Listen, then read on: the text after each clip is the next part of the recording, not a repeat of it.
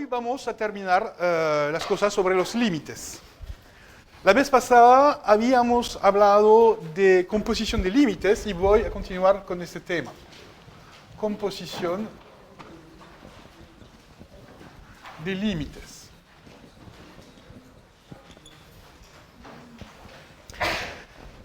El tema era el siguiente.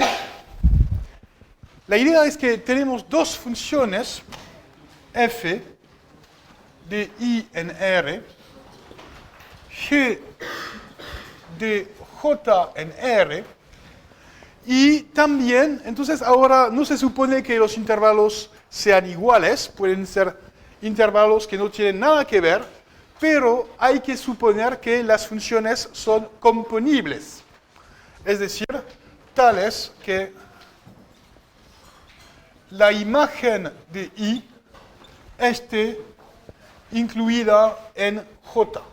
Es decir, cada vez que yo aplico f a un elemento de I, obtengo a alguien que pertenece dentro de J. Esto me permite definir la compuesta.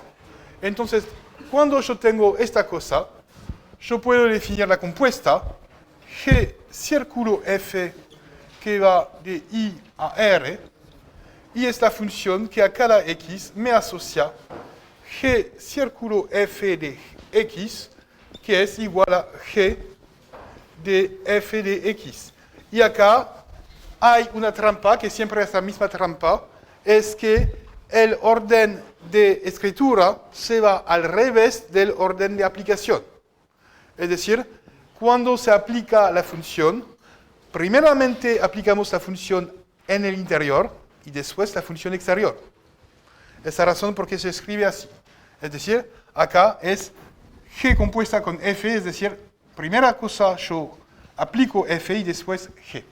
Ok, entonces es el marco general y vimos la siguiente propiedad.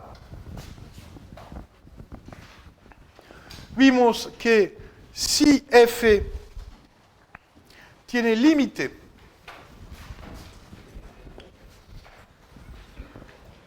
es decir, f tiene límite si yo tengo un punto x sub 0, como siempre en la clausura de I.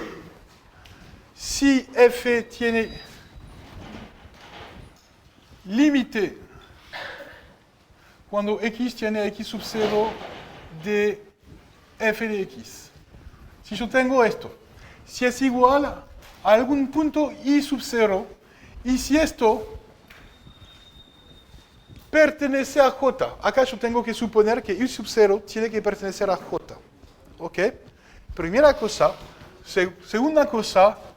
Y si la función G es continua en I, es decir, el límite cuando I tiende a I sub 0 de G de I es igual a G de I sub 0, es decir, G es continua en I sub 0, entonces la función compuesta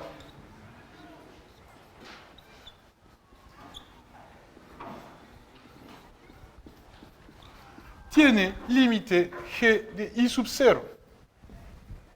¿Ok? ¿Y me equivoqué o no? En general, es lo que ocurre cuando yo escribo un enunciado así. No. Ok.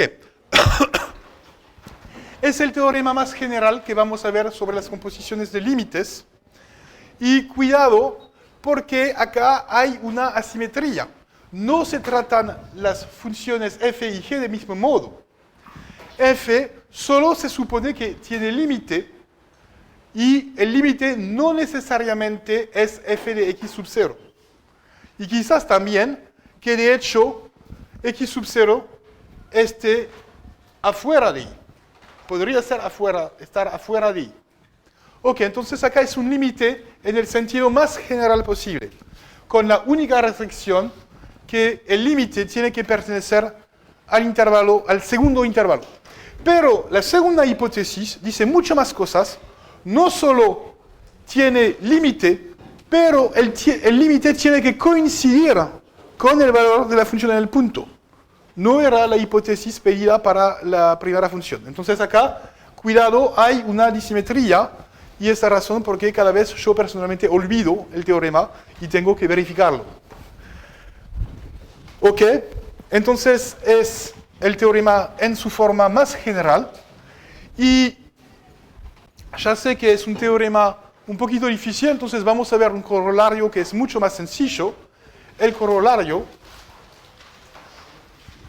dice que si f es continua, el corolario solo consiste en reemplazar límite general en continuidad, que es un caso particular. Si f es continua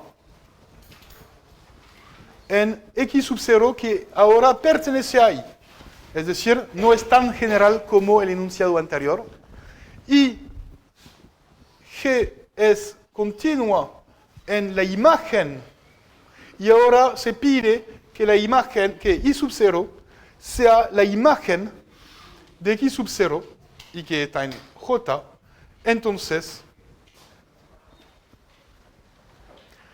G círculo F es continua en x sub 0.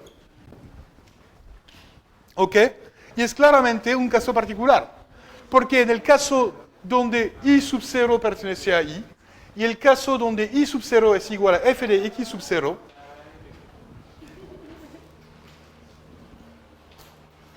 esta cosa es igual a g de f de x sub 0, en este caso particular. Entonces tenemos la función continua.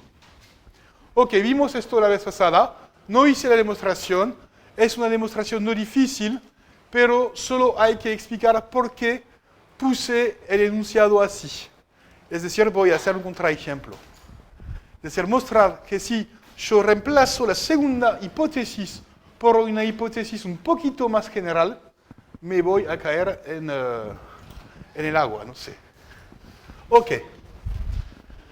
Contraejemplo. Entonces, la cosa muy importante es que en este teorema se necesita suponer esta cosa. Es decir, tenemos que suponer que G es continua. No tenemos un teorema general que funciona en todos los casos. Contraejemplo, voy a tomar dos funciones. Voy a tomar f, que no hace ningún problema. Me doy dos funciones f y g de R en R. Acá es claro que no tengo ningún problema para componer las funciones, porque están definidas en todo R. Y voy a dar las definiciones. Acá voy a hacer f continua.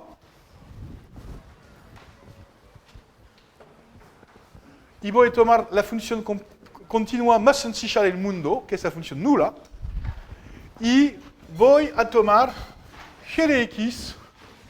Voy a tomar una función discontinua en un punto para sacar esta hipótesis. Voy a tomar una función que vale 1 si x es igual a 0 y 0 si no. Esa función casi nula y solo hay una excepción. ¿Ok? Y ahora se observa que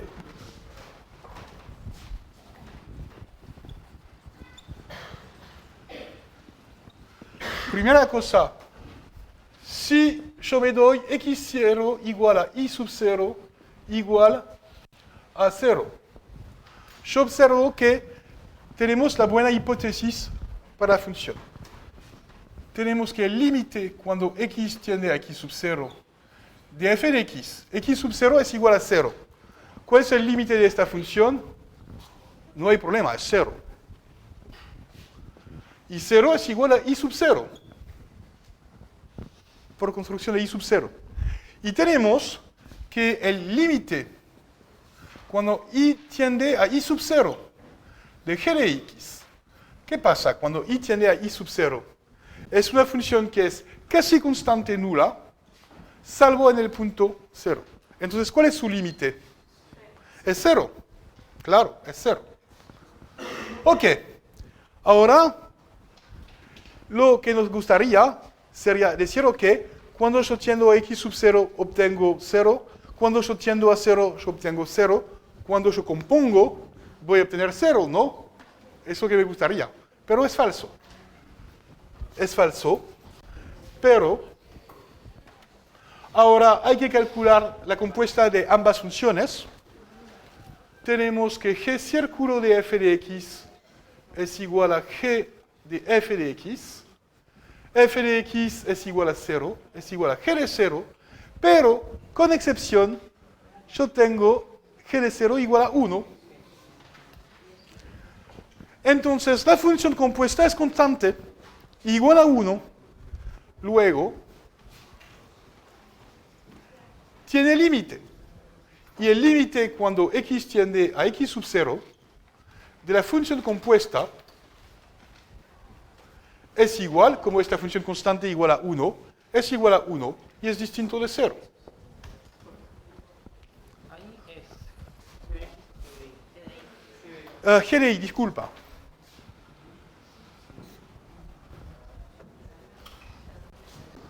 Ok.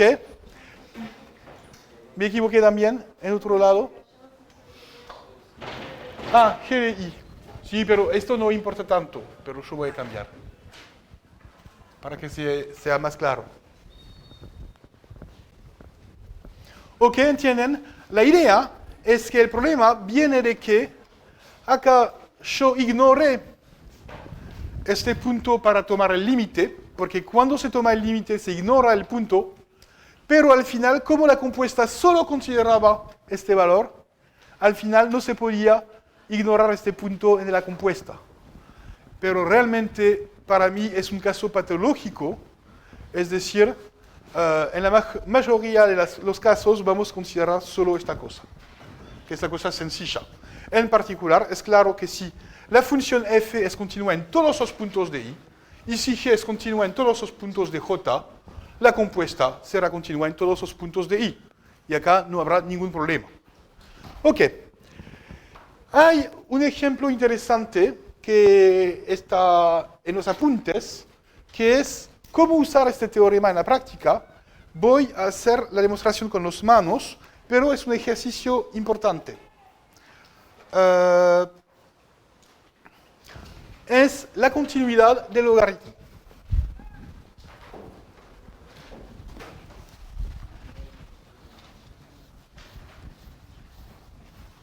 Voy a usar el corolario. Ok. Ejemplo. Continuidad de la función logaritmo, que es una función de R más a R. ¿Ok? Y hay que acordar la definición. El logaritmo de x es la integral de 1 a x de dt sobre t. ¿Ok? Ya vimos la vez pasada vimos el resultado más comestible de todo el curso, que es el teorema del sándwich. ¿Ok? Y gracias al teorema del sándwich comimos la función de logaritmo en el punto 1. Mostramos que era continua. ¿Ok? Ahora ya sabemos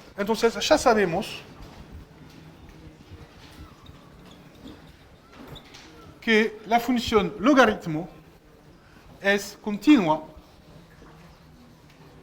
en el punto 1. ¿Y cuál es su valor? Logaritmo de 1, 0. Ok. Ya sabemos que lo que es continua en 1. Ahora, lo que voy a hacer es usar el teorema de composición para extender la propiedad de continuidad a todos los puntos del logaritmo. ¿Ok? Todos los puntos de R+. Ok. Queremos demostrar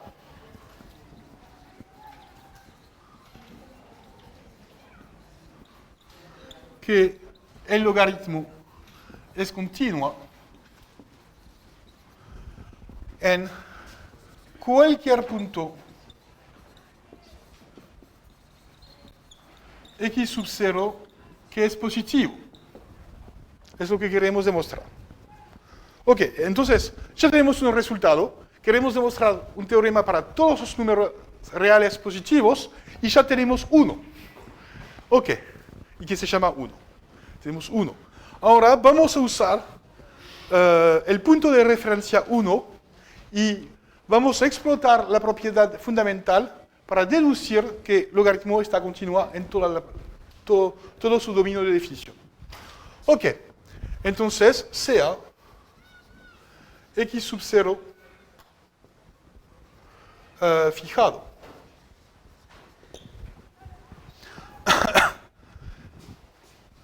R más, disculpa, porque la función logaritmo no está definida afuera de R más. Me doy un punto fijado y yo quiero demostrar que la función es continua en este punto. Ok, yo voy a considerar varias funciones.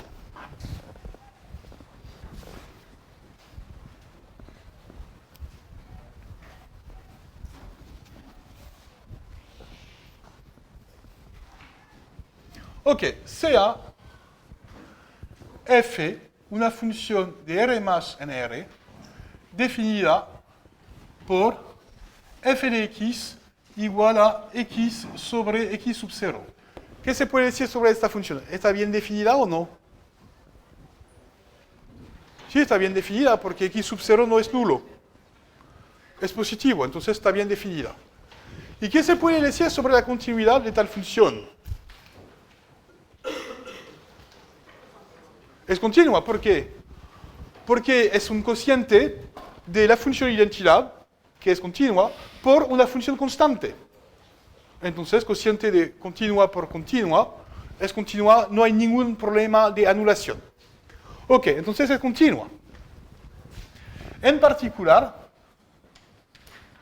es continua en x sub 0. Y voy a usar este límite. Ahora, se observa que en particular, ¿cuál es el límite cuando x tiende a x sub 0 de f de x? Es igual a 1 y que es también f de x sub 0. Ok, es continua. Pero ahora la imagen de esta función es 1. Podemos componer el logaritmo porque ya conocemos el límite del logaritmo en 1. ¿Ok? La idea es que queremos obtener la continuidad del logaritmo en todas las partes, pero solo tenemos la información de lo que pasa en el punto 1. Entonces, esta función solo sirve para reducir el problema al punto 1. Ok, sea, yo me doy la función g de R más en R, definida por g de x es igual al logaritmo de f de x, es decir, el logaritmo de x sobre x sub 0. ¿Qué se puede decir sobre esta función? Solo conocemos los límites del logaritmo, el límite del logaritmo en y igual a 1. Pero acá tenemos suerte. Tenemos suerte porque ya sabemos, es una compuesta. Es la compuesta de f con el logaritmo. Sabemos que f es continua en x sub 0. Y como la imagen de x sub 0 es 1, también sabemos que el logaritmo es continuo en 1. Entonces la función continua, la función compuesta, es continua en x sub 0. Por composición,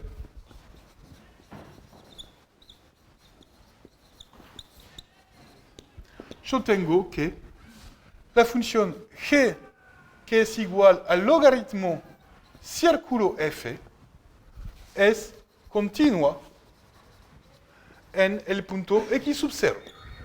¿Y por qué? Porque yo sé que f es continua en el punto x sub 0. Además, su imagen es el punto 1 y es precisamente el único punto del logaritmo donde tenemos la información de continuidad, hasta ahora. ¿Ok?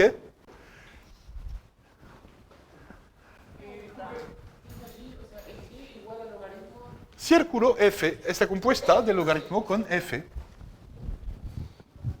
Está compuesta. Por la definición que tenemos, la imagen de f no debería estar incluida en la imagen. Sí, exactamente. No está incluida en R más. Si la imagen de f, esto es un número positivo, divido por un número positivo, el resultado, tenés razón. Lo que yo diga a la definición. Sí, exactamente, y no hay problema. Tienes razón, hay que verificarlo. Entonces, para hacer la verificación, hay que observar que la imagen por f de R más está incluida en R más. Y de hecho, no está incluida, es igual. Porque es una biyección entre R más y R más. División por X sub 0 no nulo, positivo. Acá, si yo tomo un X positivo, esto es positivo, el cociente es positivo, y yo alcanzo a todos los puntos de R más, usando esto. Solo es una homotesia. ¿Ok? Ok, entonces, la función de esta homotesia es solo reducir el problema de X sub 0 en un problema en 1.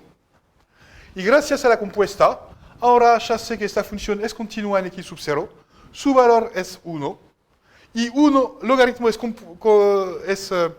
continua en 1, su valor es 0, entonces yo sé que la compuesta es continua y su valor es 0. Solo en este punto, no tengo más información. Terminé. Pero se observa, entonces, tenemos que esta función es continua en X sub 0.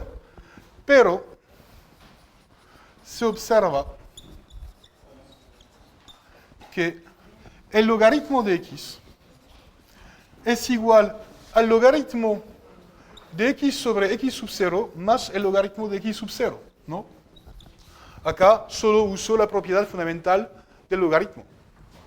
Y esto es precisamente g de x más logaritmo de x sub 0. ¿Ok? Ahora, ¿qué pasa en el punto x sub 0? ¿Esta función es continua? ¿No? Ya demostramos que era continua. Es una función constante, no va a cambiar nada. Entonces yo deduzco que el logaritmo es continuo en x sub 0. ¿Ok? Por composición. Usando la propiedad fundamental del logaritmo. Es un truco que me permite decir, ok, ya sé controlar el logaritmo alrededor de 1, pero cuando yo conozco las propiedades del logaritmo alrededor de 1, por división, por multiplicación, por traslación, vamos a obtener la propiedad del logaritmo en todos los puntos. ¿Ok? Luego, esto tiende claramente, cuando x tiende a x sub 0, al logaritmo de x sub 0. Porque ya sé que esta función es continua y tiene valor 0. Entonces tiene el logaritmo. Ok, esto me da un ejemplo de cómo se usa, y ahora tiene un nuevo teorema. La función logaritmo es continua en su dominio de definición. Ok. Ahora vamos a hablar de generalización de límites.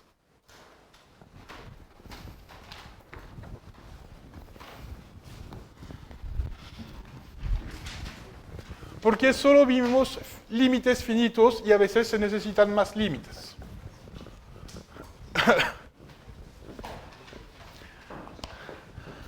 La idea es que en este curso a veces vamos a necesitar no solo una definición, ya saben que hay otras definiciones de límites, límites en infinito, menos infinito, etc.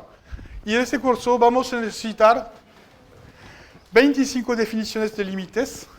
Entonces el programa de hoy es terminar con los 25 definiciones de límites, pero vamos a ver que se puede capturar en una única definición, que va a facilitar mucho las cosas. Ok, generalización de la noción de límite.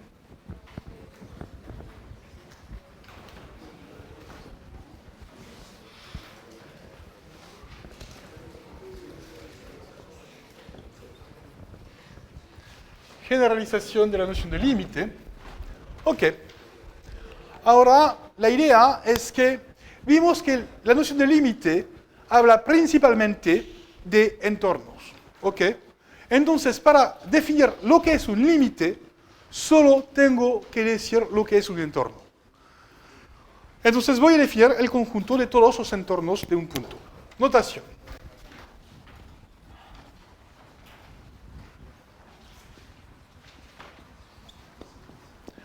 dado un punto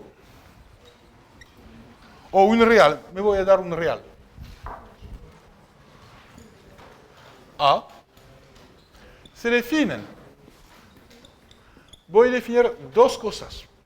Primera cosa, voy a definir el conjunto de todos los entornos de A. Voy a escribirlo así. El conjunto de los entornos de A es un conjunto de conjunto, es el conjunto de todos los entornos que yo puedo construir a partir de A.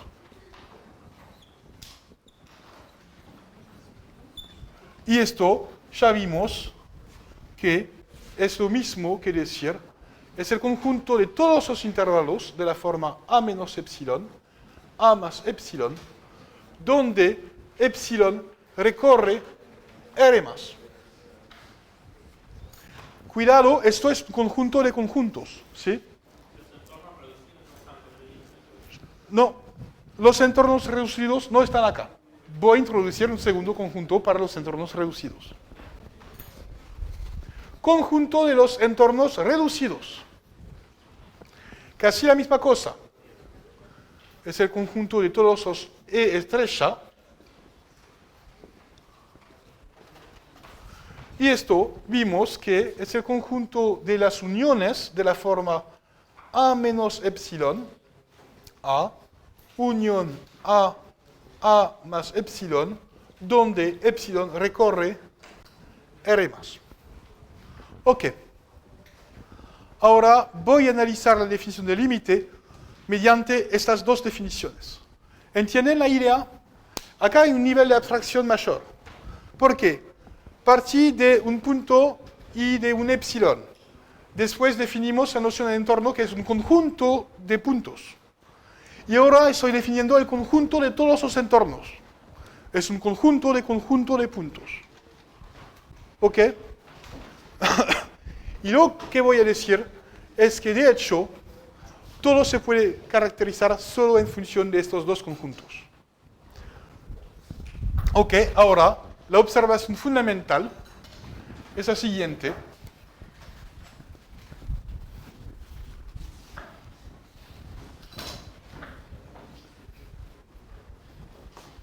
Observación. Dados una función f de i en R, un punto adherente a i, y un límite, un candidato para ser límite, un número R, tenemos que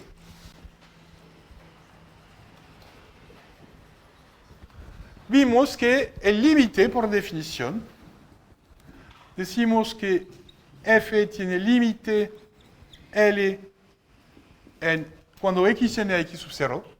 Vimos una primera definición, que es la definición básica, con los epsilones y los deltas.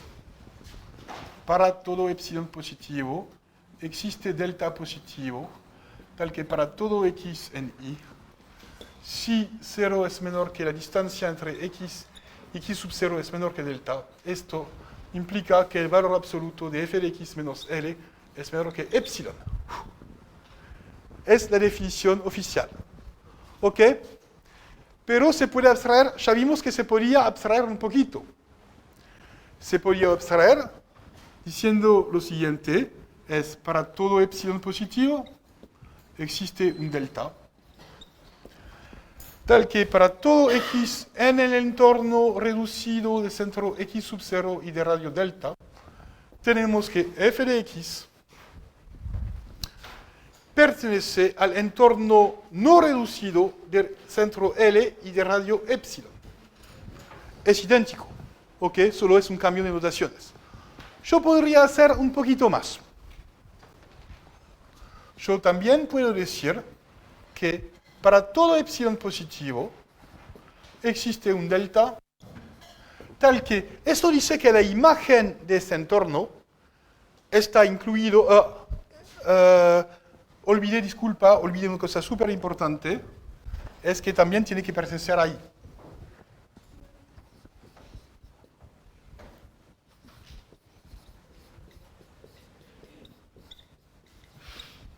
¿Ok? Esta condición dice que la imagen por f de este conjunto está incluida en este conjunto.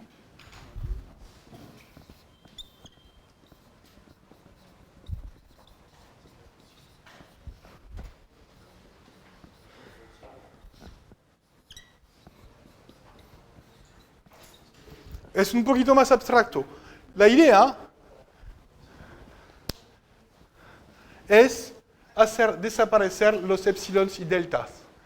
Voy a hacer un crimen contra cálculo 1. Voy a hacer desaparecer los epsilones y los deltas. Para mostrar que de hecho no se necesitaban. Es decir, me voy tomando un cohete para ir más abstracto, más en el cielo. Acá es la definición de la Tierra y vamos al cielo. ¿Ok? ¿Entienden las tres cosas? Solo son cambios de puntos de vista, pero no se cambia nada adentro. Solo son cambios de escritura. Y ahora yo obtengo la cosa final. ¿Qué dice este epsilon? Dice que se elige un entorno, por favor. El epsilon acá se dice que se elige un entorno cualquiera de L. Y el delta me dice que existe un entorno reducido particular de X sub 0. Entonces la definición no dice nada otro que para todo entorno del límite existe un entorno reducido del punto X sub 0 tal que esta cosa se cumple. Ahora voy a escribirlo. Usando estas notaciones, lo que dije era lo siguiente.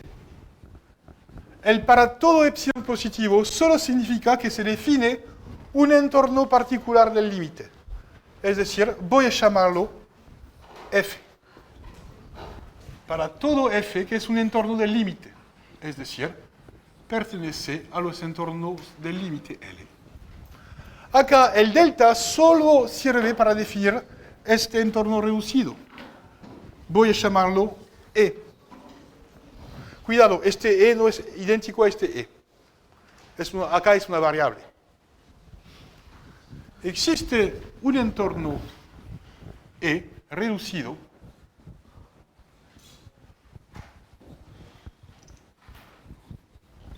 tal que la imagen del entorno de X sub 0 intersección Y está incluida en el entorno de partida.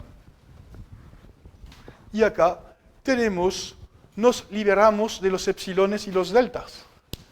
Tenemos una definición sin epsilones y los deltas.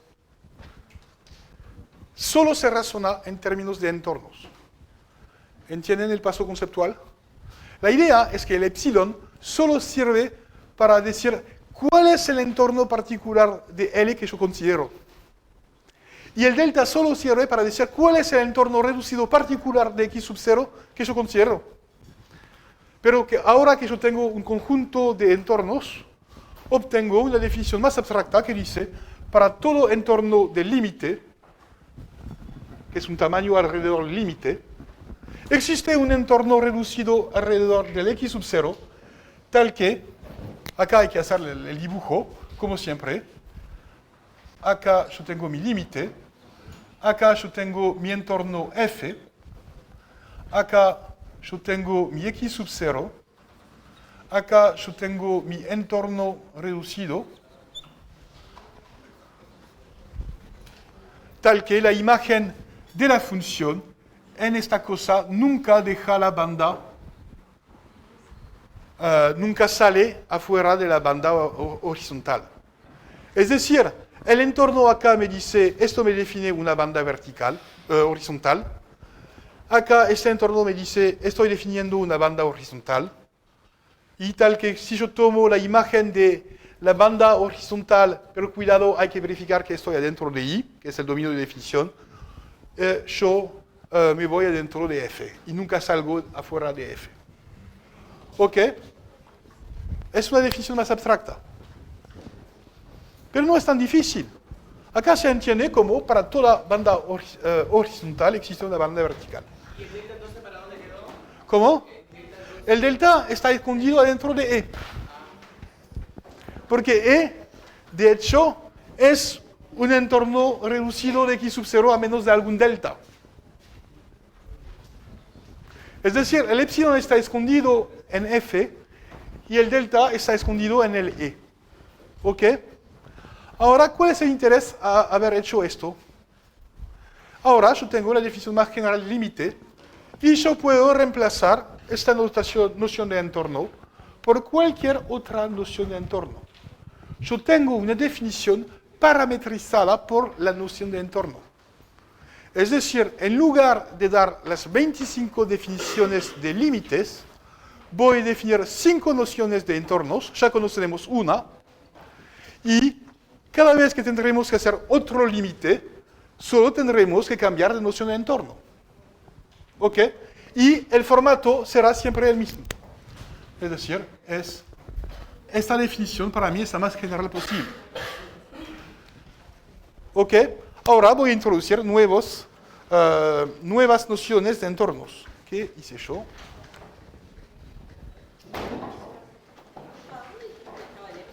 ¿Cómo? Está escondido dentro del F. Porque F es el conjunto, F es un elemento de este conjunto. Entonces es la forma E de L epsilon. Cualquier elemento de este conjunto se escribe en la forma E de L, acá es un L, epsilon para algún epsilon. Bien, pero no es el mismo epsilon que hablamos allá. No, porque a veces se usa la misma variable acá, pero a veces es un epsilon y a veces es un delta. Pero la definición matemática no es importante. El nombre que yo doy a la variable no es tan importante. Ok. Tengo problemas. Ok, voy a sobrevivir. Ok, entonces tenemos la definición más general del límite. ¿Entienden esta definición más abstracta? Ahora vamos a cambiar la noción de límite. Vamos a cambiar la noción de entorno. Entonces, vamos a introducir 5 nociones de entorno y ya conocemos una. Ok.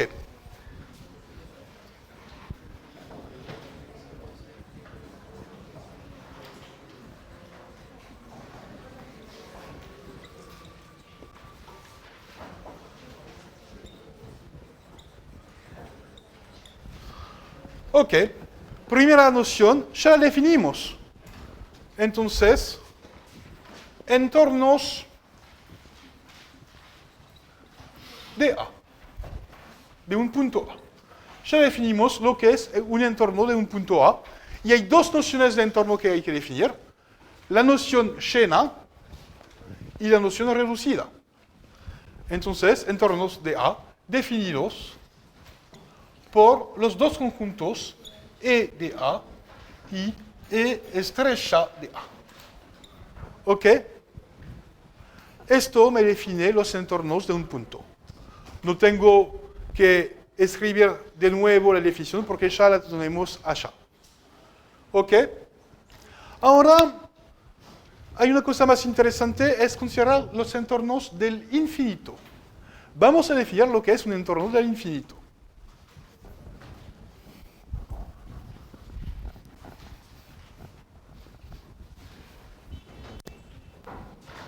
Entornos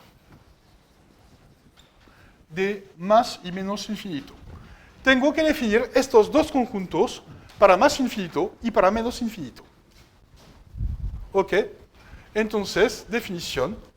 Digo que un entorno, el conjunto de los entornos de más infinito, acá tendremos una simplificación, es que en todas las otras nociones de entornos, no voy a distinguir entorno lleno y entorno reducido. Es decir, la distinción entre lleno y reducido, que es en general la distinción que nos aburre, solo existe para la primera definición. Pero para todas las otras definiciones serán iguales. No habrá distinción. Entonces es lo mismo que los entornos reducidos de más infinito. Y para ustedes, ¿qué podría ser un entorno del infinito que es un punto al infinito? De hecho, es cualquier intervalo abierto que va hasta el infinito. ¿Ok? Sería la definición natural. Un entorno de un punto es un intervalo abierto que contiene el punto, y un entorno del infinito será un intervalo abierto que va hasta el infinito. Es decir, voy a considerar todos los intervalos de la forma L más infinito, donde L recorre todos los reales. Y esto me define la noción de entorno de más infinito. Ok, ¿y qué sería la definición de entorno de menos infinito?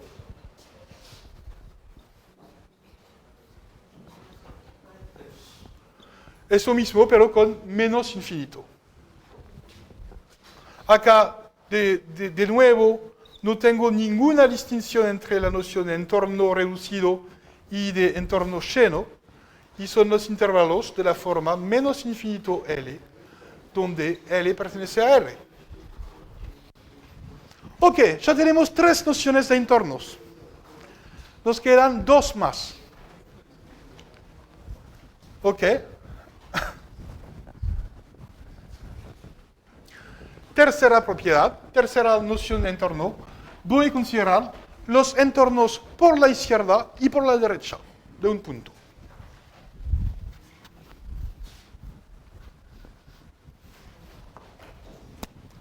Tercera propiedad es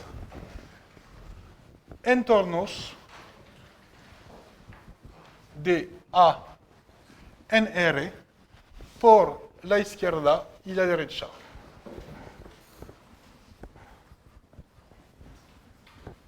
La tercera noción de entorno que yo voy a considerar. Entonces, tenemos esta noción de entorno, esta noción de entorno, y al final, esta noción. Voy a comenzar por la derecha. Acá, de mismo modo, entonces los entornos de A por la derecha, les voy a escribir E de A sub más. Como ya tenemos la costumbre de escribir cuando X tiene A sub más, A por valor por la derecha. Y voy a decir que es lo mismo que los entornos reducidos. Y esto es igual a ¿qué? Es igual, ahora, en lugar de tomar los intervalos por la izquierda y por la derecha alrededor de X sub 0, de A, voy a tomar solo la parte de la derecha.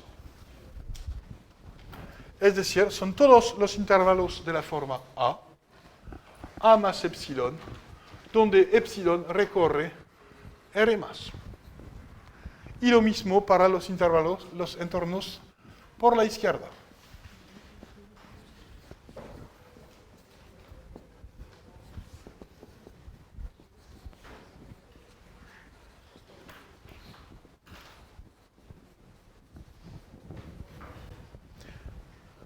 Terminé, definí mis 5 nociones de entornos. Entonces, hay los entornos de A, los entornos de más infinito, los entornos de menos infinito, los entornos de A, pero por la derecha, y los entornos de A, pero por la izquierda. Ok. Ahora voy a obtener 25 nociones de límites. Gracias a esto, con una única definición. Ok, definición, límite generalizado.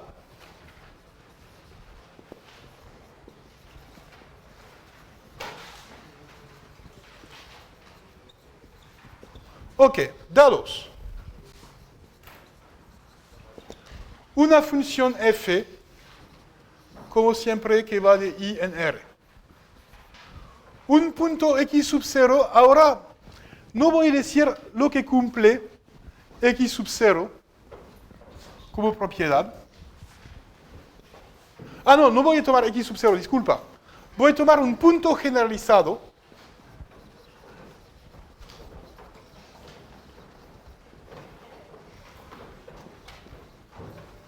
y un punto generalizado tendrá 5 formas posibles. Voy a escribirlo K.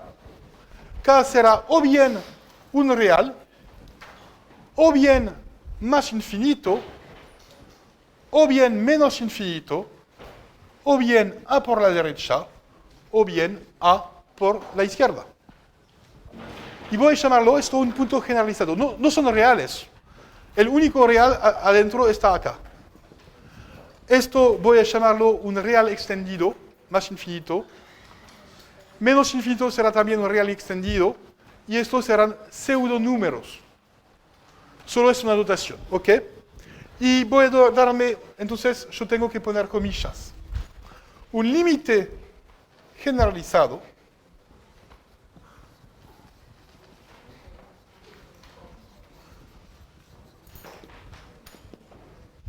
es decir, L igual o bien un punto B, o bien más infinito, o bien menos infinito, o bien B por la derecha, o bien B por la izquierda.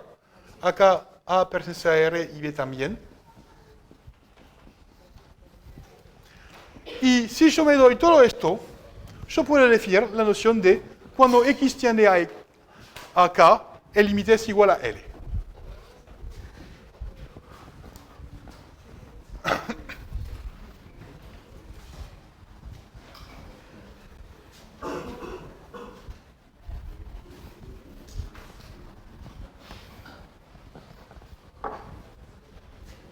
Se define el límite cuando X tiende al punto generalizado. Ahora K puede ser o bien A, o bien más infinito, o bien menos infinito, o bien A por la derecha, o bien A por la izquierda. De f de X es igual a L, que puede ser o bien B, o bien más infinito, o bien menos infinito, o bien B por la derecha, o bien B por la izquierda. Y ahora, la definición general, solo hay que tomar la cosa anterior. Para todo entorno del límite generalizado, y ya definimos lo que significa para todos los casos, existe un entorno reducido del punto generalizado, tal que la imagen de E intersección I esté incluido en F. Terminado, definimos 25 nociones de límites. Y en particular, la noción que ya estudiamos es el caso particular donde K es un real y L es un real. ¿Ok? Y después el ejercicio es, cada vez que necesitan una definición de límite, hay que tomar esta definición muy general y después bajar hasta la tierra y obtener la definición real. ¿Ok? Ahora vamos a ver lo que pasa. Hay que hacer una pequeña observación, pero antes...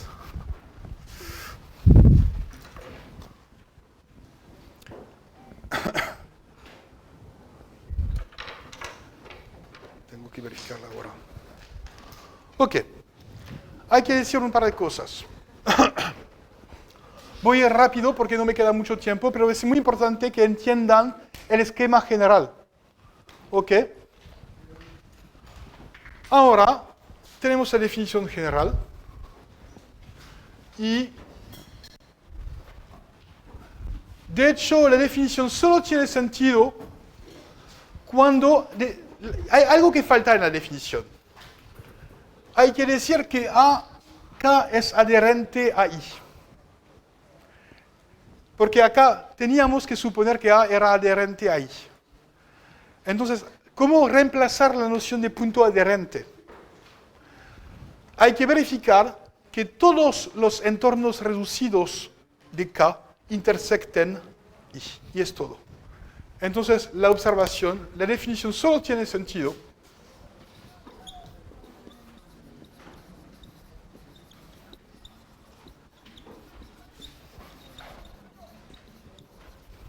cuando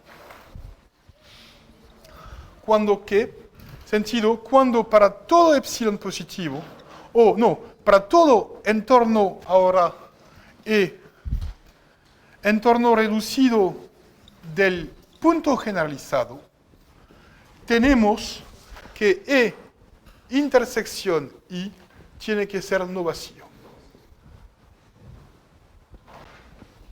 Y pueden verificar que en el caso particular donde K es un número real normal, coincide con la noción de punto adherente.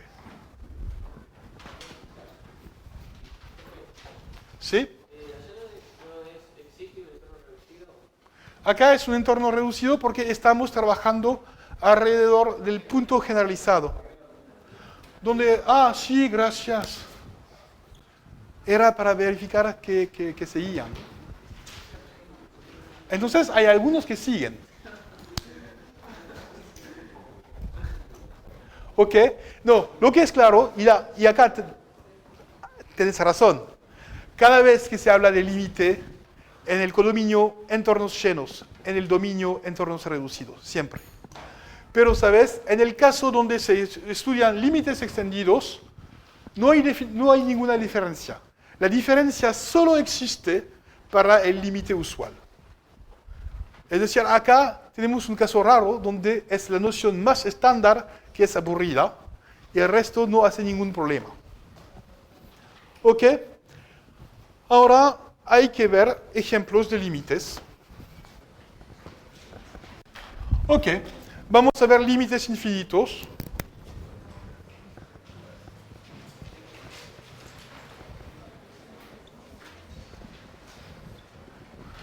Por ejemplo, ahora vamos a ver, por ejemplo, lo que significa límite cuando x tiende a x sub 0 de f de x es igual a más infinito. Vamos a ver lo que significa.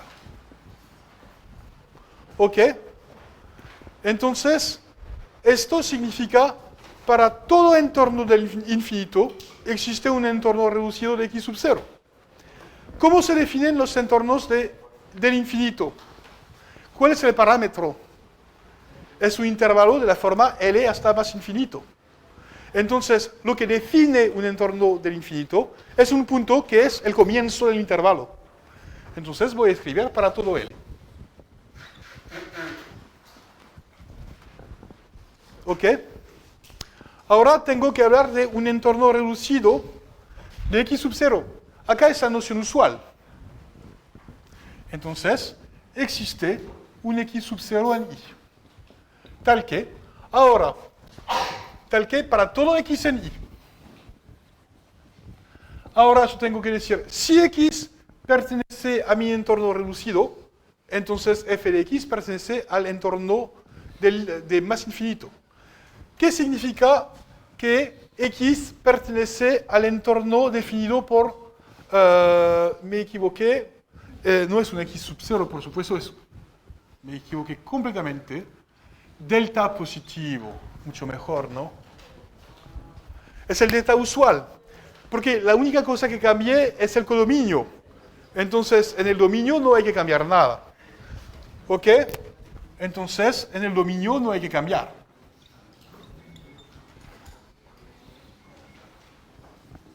Ahora, yo quiero decir que f de x pertenece a mi entorno del infinito. ¿Cuál es mi entorno particular del infinito acá? Es el intervalo L hasta más infinito. Entonces, solo hay que decir que f de x está en este intervalo, es decir, que es más grande que L. ¿Ok? Desarrollé la definición particular. En el caso donde K es un punto usual, acá no es generalizado, y L es más infinito. Desarrollé la definición. Y obtengo la definición particular que yo quiero. ¿Ok? Y de modo análogo se hace la definición cuando L tiende a menos infinito. No, el límite igual a menos infinito, disculpa. Es para todo entorno, ahora, cuidado, es un entorno de menos infinito, pero también se define a partir de un número L. Los entornos de menos infinito son los intervalos de la forma menos infinito hasta L. Entonces tienen el mismo parámetro. No se va a usar del mismo modo, pero tienen el mismo parámetro. Acá no cambia. Acá, si X pertenece a mi entorno reducido, no cambia. Entonces, ¿y qué significa que f de x pertenece al entorno definido a partir de L? Ahora es un entorno de menos infinito. ¿Cuál es este intervalo? Es menos infinito hasta L.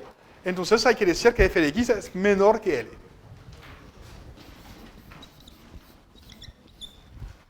¿Ok? Ahora, la buena noticia es que extendí la noción de límite a más infinito y menos infinito.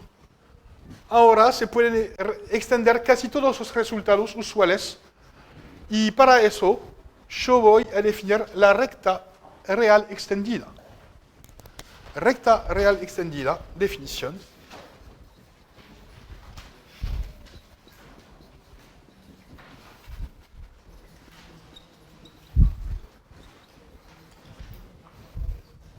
Definición, voy a llamar R barra,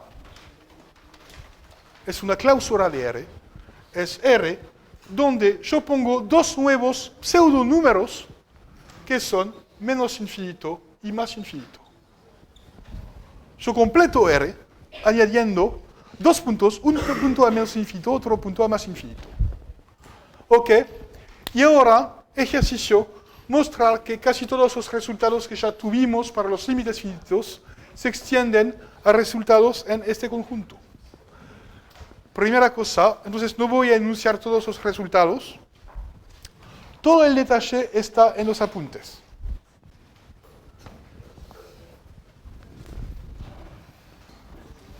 Entonces, ahora tenemos la unicidad del límite.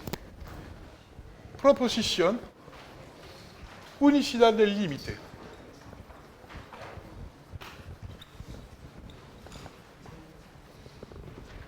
No voy a enunciar la proposición. ¿Cuál es?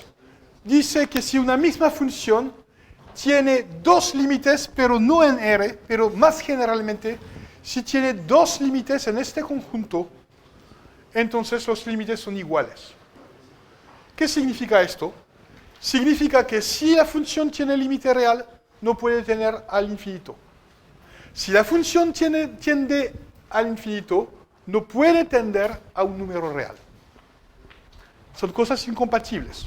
¿Ok? ¿Cómo? ¿Escribir la propiedad?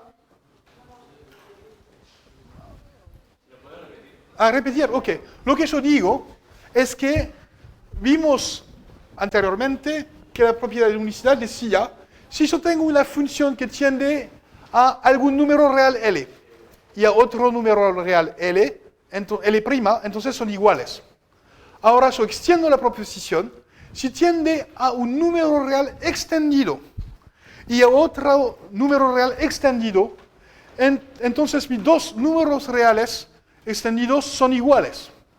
¿Qué me da más información? Porque me dice, si la función tiene límite finito, no solo no puede tener otro límite finito, pero tampoco puede tener límite infinito. Y al revés, si una función tiende al infinito, no puede tener límite finito y tampoco puede tener límite menos infinito. Es decir, que todas estas opciones se excluyen.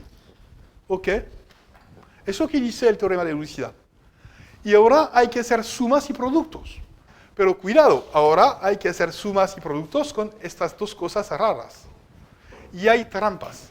Es acá que aparecen las trampas, las indeterminaciones. Proposición, suma.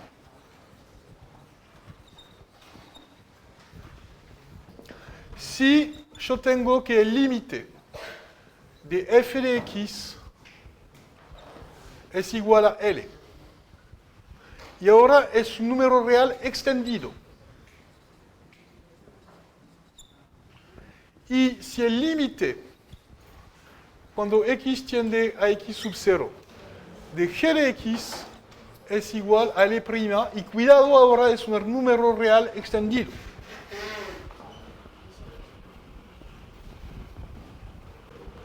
Entonces, ¿qué se puede decir la suma? Hay que hacer la suma de los números reales extendidos y acá hay una trampa. Entonces voy a hacer una tabla para detallar todos los casos posibles. Entonces, el límite de f más g en x sub 0 es dado cuando existe por, y acá hay que hacer la tabla.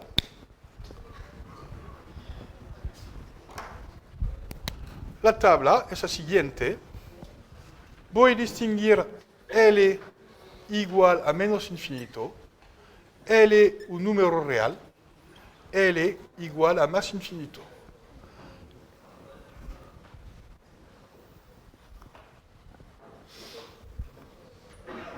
Ok, y misma cosa para L'. L' puede ser menos infinito, L' puede ser un número real, o bien L' puede ser más infinito. Y yo tengo que llenar 9 casillas. Ok, ya hay una que sabemos hacer, la casilla de la mitad, ¿no? Porque son cosas finitas. Ya sabemos que si la función tiene límite finito, si f tiene límite finito y g tiene límite finito, entonces el límite de la suma es la suma. Acá yo puedo poner L más L'. ¿Qué pasa si la función f tiende a menos infinito y g tiende también a menos infinito? Voy a obtener menos infinito. Si yo tengo f que tiende a menos infinito y g que tiende a algo finito, ¿qué voy a obtener? Menos infinito, es menos infinito que va a ganar. Y acá la tabla es simétrica. De mismo modo, acá voy a obtener más infinito. Acá voy a obtener más infinito y por simetría más infinito. Me quedan 2 casillas. Son las cosas interminadas. Es decir, cuando L y L', cuando uno es más infinito y que el otro es menos infinito, no se puede deducir nada de nada de nada de nada. ¿Ok? Y este símbolo significa indeterminación total.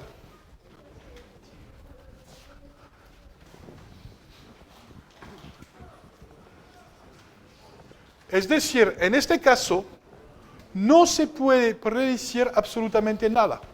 Ni siquiera si la función tiene límite. Quizás que tiene límite, quizás que no tiene límite. No se puede decir absolutamente nada. ¿Sí?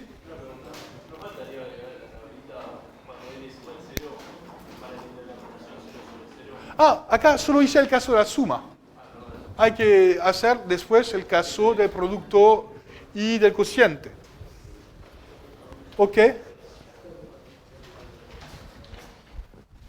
Ok, entonces tenemos el resultado para la suma y en los apuntes hay un ejercicio que es hallar ejemplos de funciones, hallar algo como, no sé, 4 ejemplos de pares de funciones f, tal que f tiende a menos infinito, g tiende a más infinito y la suma o bien tiende a menos infinito, o bien puede tener, cambiando las funciones, tender a más infinito, o bien tender a algo finito, o bien no tener límite.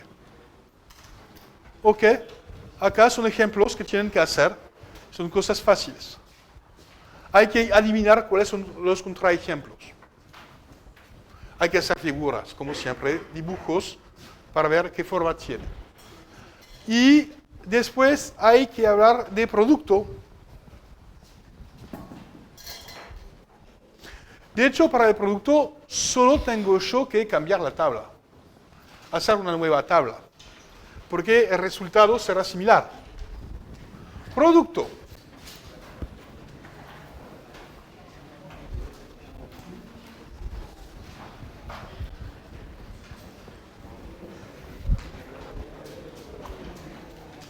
Caso de producto.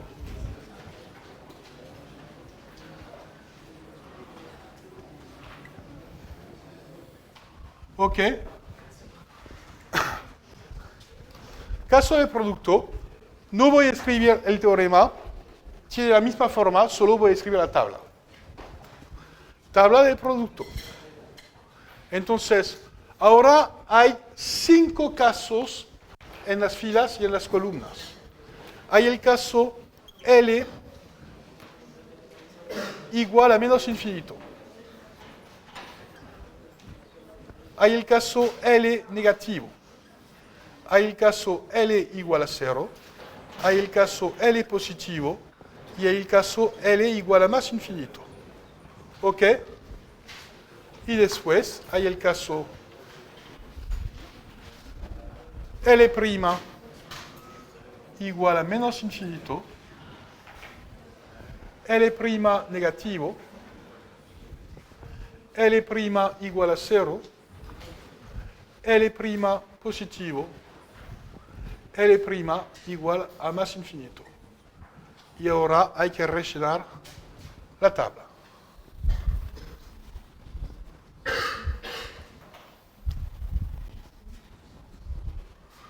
Tenemos suerte, es una tabla simétrica respecto a la diagonal. Ok, ya hay casos que conocemos. Ya conocemos, podemos rellenar los casos finitos, ¿no? Y los casos finitos están acá y acá. Entonces es el producto finito. Ok, acá es L, L', que es una cosa positiva. Acá es 0, acá es 0, acá es 0, 0, L, L', L, L', 0, L, L'. Son los casos finitos que ya conocemos. Este es el resultado estándar del producto. Ahora, ¿qué pasa si yo multiplico menos infinito por menos infinito? ¿Qué obtengo yo? Más infinito. Menos infinito por un número negativo, más infinito. Por simetría también yo tengo esto. Menos infinito por 0. Indeterminación. Menos infinito por positivo, menos infinito. Menos infinito, menos infinito. Y por simetría, yo obtengo una indeterminación acá, una indeterminación acá, una indeterminación acá, y el resto es menos infinito, menos infinito, menos infinito, más infinito, más infinito, más infinito. Entonces la indeterminación es la indeterminación 0 por más o menos infinito. Esto es igual indeterminado. Es decir, no se puede deducir absolutamente nada, de nada, de nada. ¿Ok?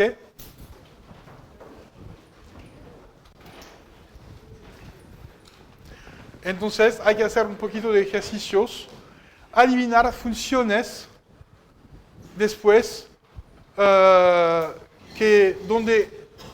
entonces ejercicio, hallar ejemplos de funciones tal que la primera función tiende a 0, la segunda función tiende a más infinito y el producto, en función de los casos, va a tender o bien a más infinito, o bien a menos infinito, o bien a pi, o bien a menos raíz cuadrada de 2, o bien a 0, o bien no tiende a nada. Acá es un ejercicio hacer todos los casos posibles, con ejemplos.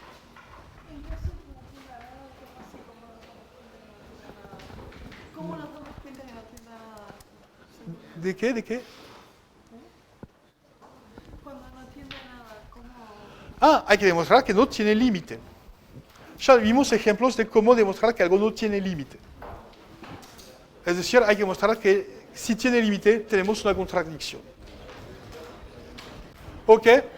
Entonces, acá tienen las tablas que ya conocen, más o menos. Y después, para concluir, hay una tabla para el cociente. Y la tabla para el cociente es más sencilla.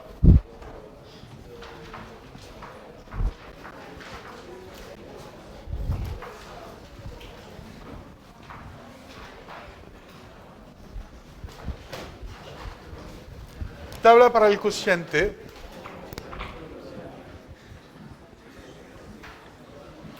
El cociente es fácil.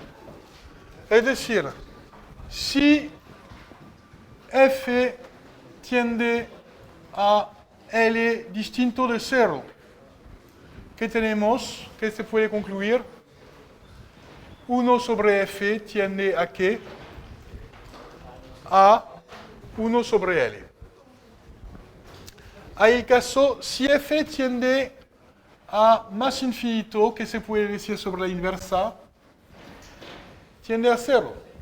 Y de hecho tiende a 0 por valores positivos. Es decir, yo puedo escribir esto, usando los límites generalizados.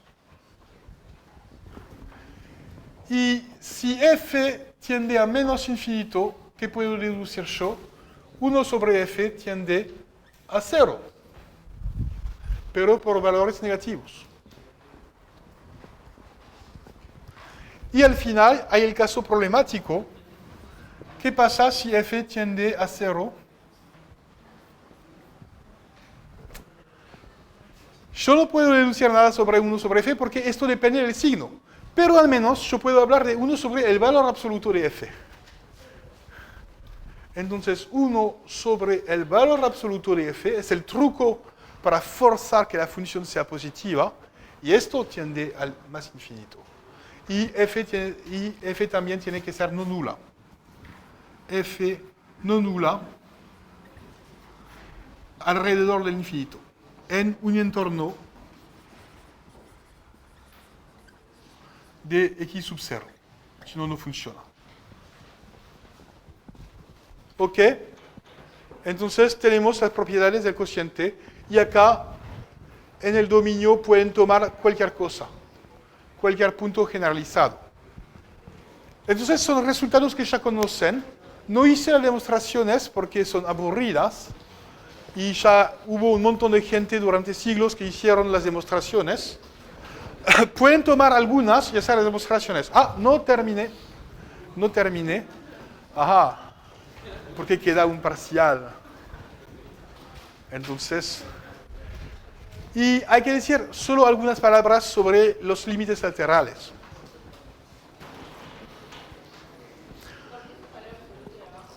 Acá, porque acá no sabemos cuál es el signo de f. Entonces, si f, voy a hacer un dibujo.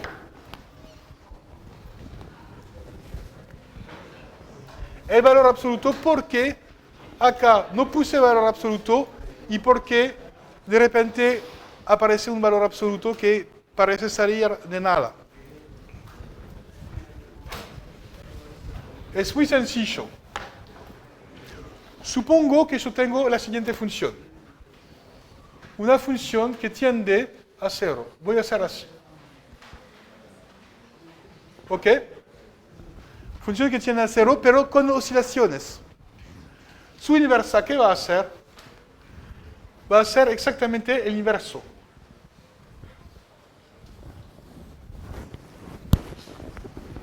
¿Pueden ver lo que pasa? Entonces la función no tiene límite en general. Pero su valor absoluto tiene límite, pero con la restricción que la función no tiene derecho a cortar el eje.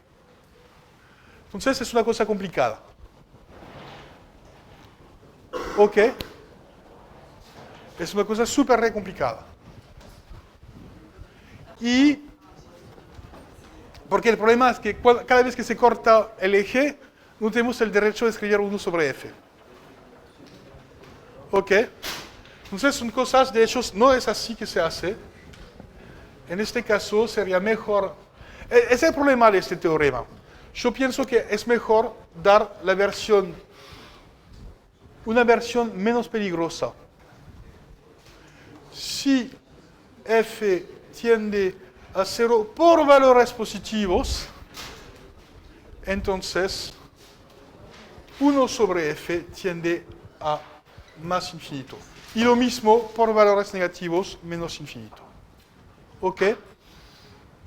Porque acá la imagen que hice, el dibujo que hice era más o menos falso y de hecho más falso que menos falso.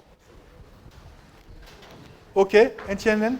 Y después solo hay que decir cosas sobre los límites laterales y la única cosa que hay que saber que la noción de límite lateral solo mira lo que pasa a la izquierda y por la derecha. Y hay un teorema de pegado que dice que cuando yo tengo un punto interior al intervalo I, entonces tiene límite en el punto, si solo si tiene límite por la izquierda, tiene límite por la derecha y ambos límites coinciden. Si no coinciden, entonces el punto no tiene límite en el punto. Ok, entonces nos vemos el sábado.